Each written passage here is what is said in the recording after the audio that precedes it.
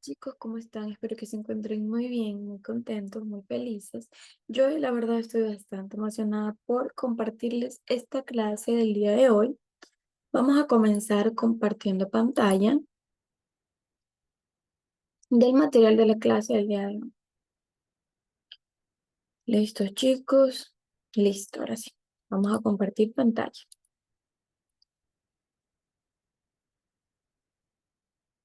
Ya, como se pueden dar cuenta, lo que vamos a ver, la primera página, es la continuación de la anterior clase. Vamos a ver también los modelos poblacionales y la capacidad de carga que tiene pues el planeta en sí. Entonces, chicos, si estuvieran aquí me ayudarían a leer y seríamos participantes activos en la clase. Entonces, pues yo me pregunto, ¿qué deberíamos hacer? La respuesta es sencilla, chicos. Seguir con nuestra clase como normalmente lo hemos hecho. Aunque no estén ustedes aquí para ayudarme a ser participantes activos en la clase, yo les voy a explicar con todo el gusto del mundo. Primero vamos a observar un video, como ya saben, acerca de las características y la distribución de la población, para ver qué es lo que nos dice. Presten mucha atención porque de ahí viene ya el ejemplo.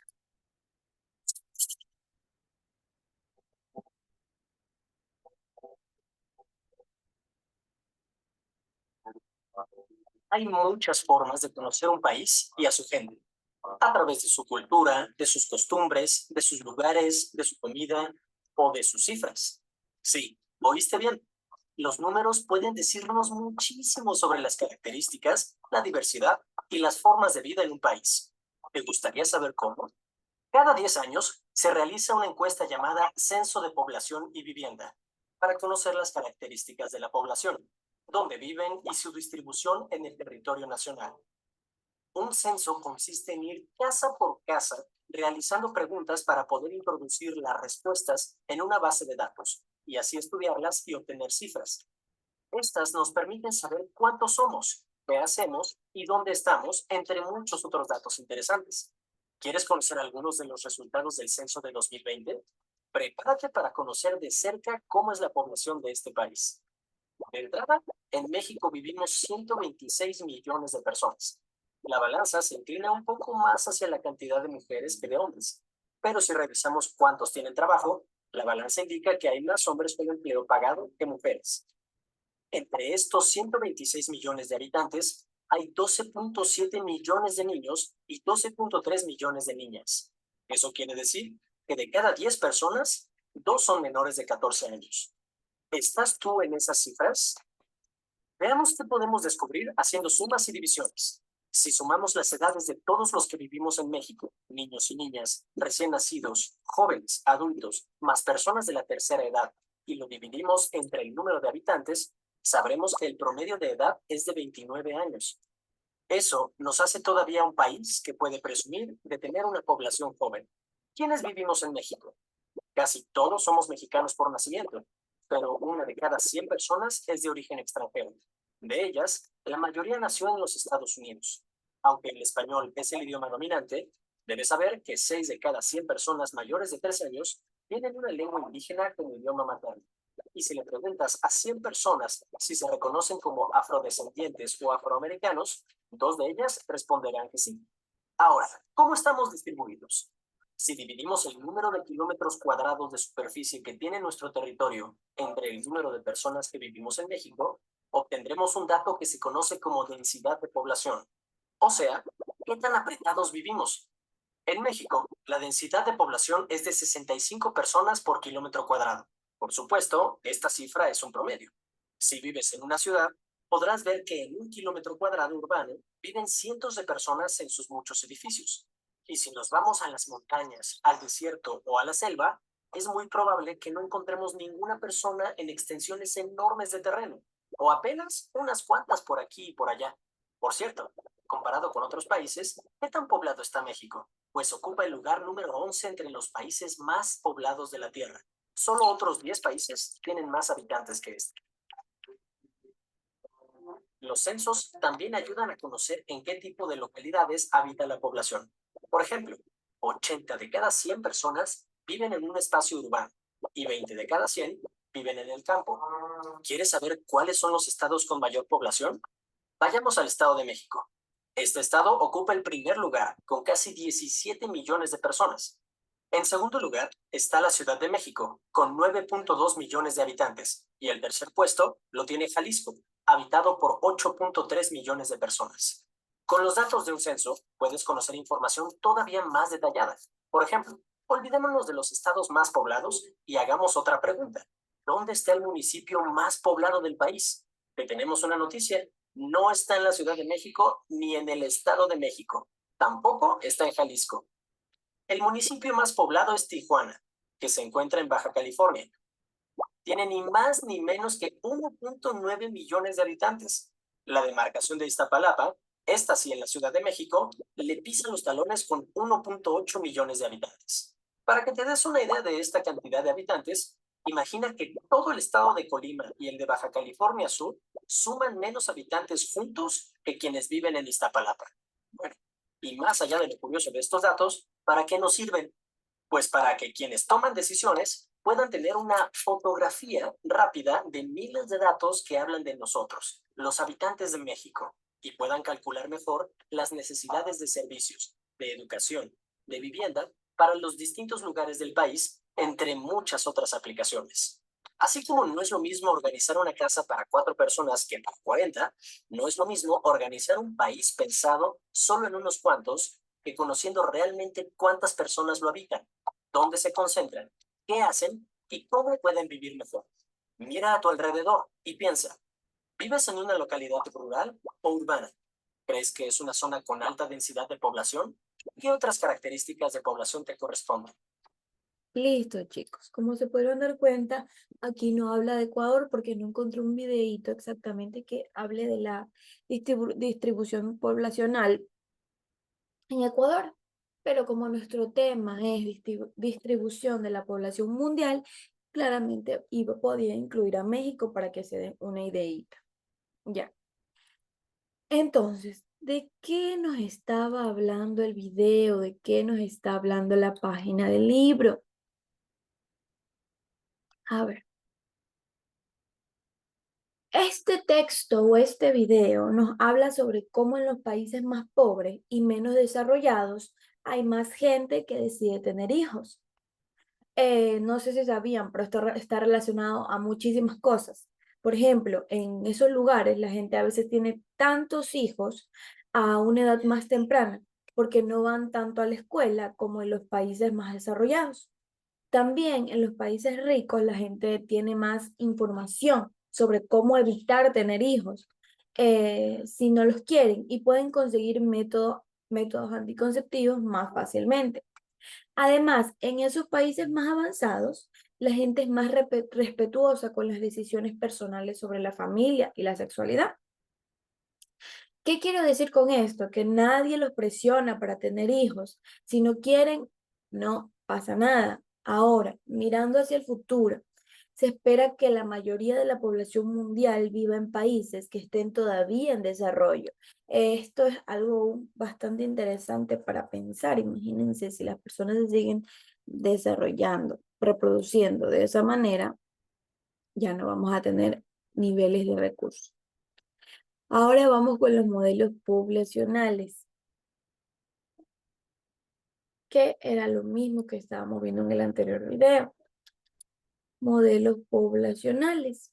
Y de hecho, les voy a enseñar a este personaje, Thomas Malthus, para que lo observen un poco antes de comenzar con nuestra explicación. Hola, ¿cómo estás? Soy Thomas Malthus y estoy emocionado de contarles sobre mi vida, mis contribuciones y mis teorías que han dejado una huella significativa en la economía y la demografía. Así que, siéntanse cómodos y prepárense para un viaje al pasado. Nací en 1766, en una época en la que el mundo estaba experimentando cambios asombrosos debido a la revolución industrial. Fue una época de optimismo y avances tecnológicos, pero también de preocupación por los problemas sociales y económicos que surgían a raíz de estos cambios. Mis contribuciones más destacadas se centran en la población y la economía, y aquí está la joya de la corona, mi teoría de la población. Imaginen un mundo en el que la población crece de manera exponencial, como 1, 2, 4, 8, mientras que los recursos disponibles solo aumentan de manera lineal, como 1, 2, 3, 4.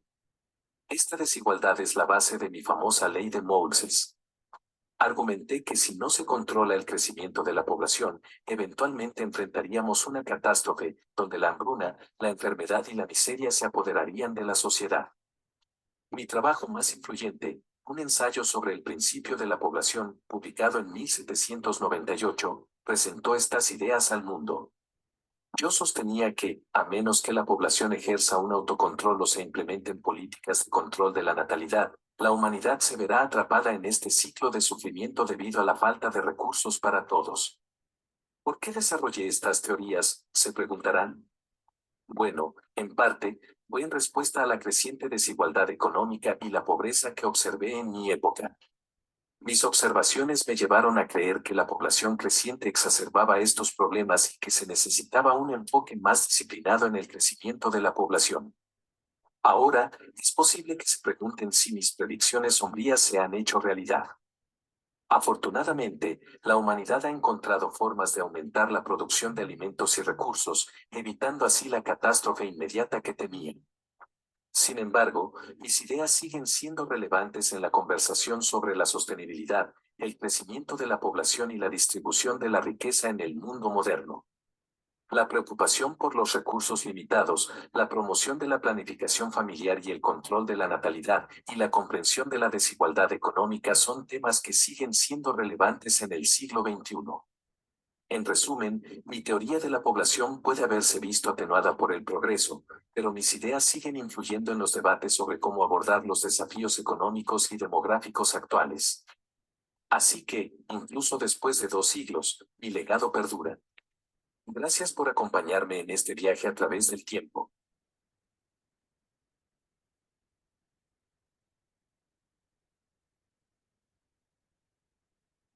Ya, chicos.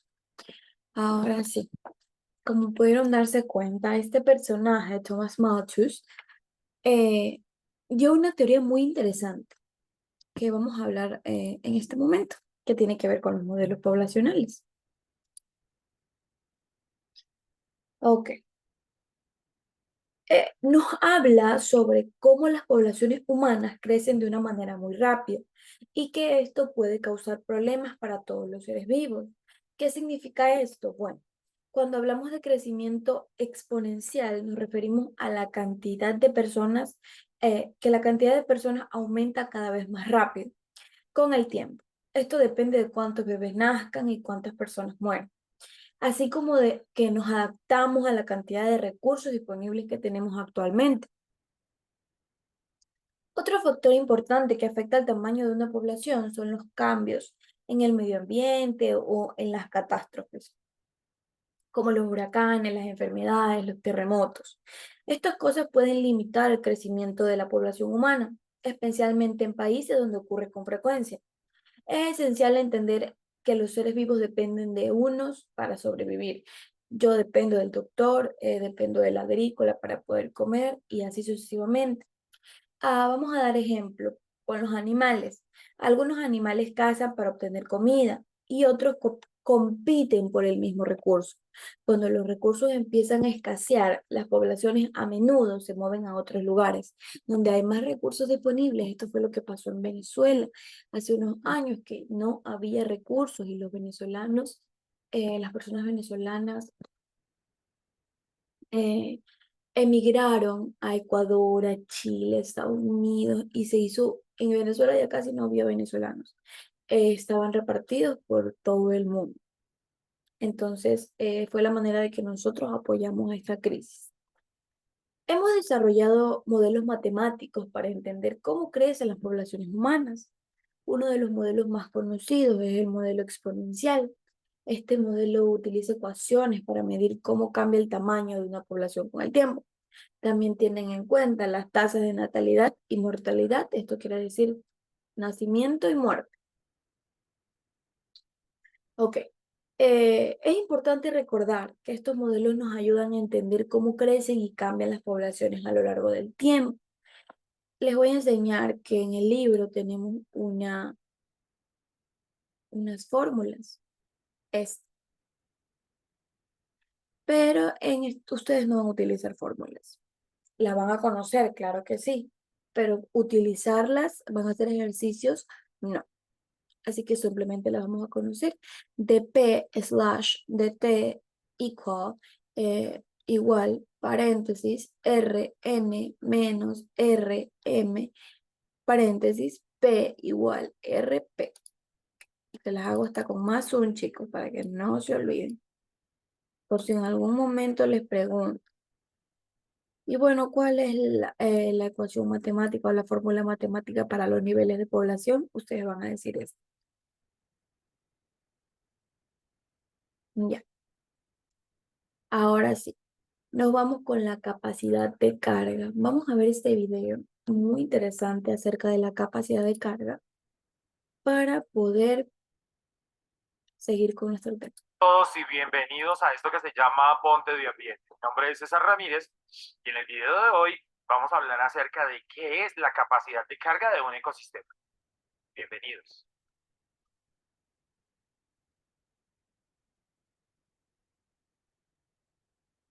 El concepto de capacidad de carga de un ecosistema o territorio se refiere a la cantidad de individuos que éste puede albergar.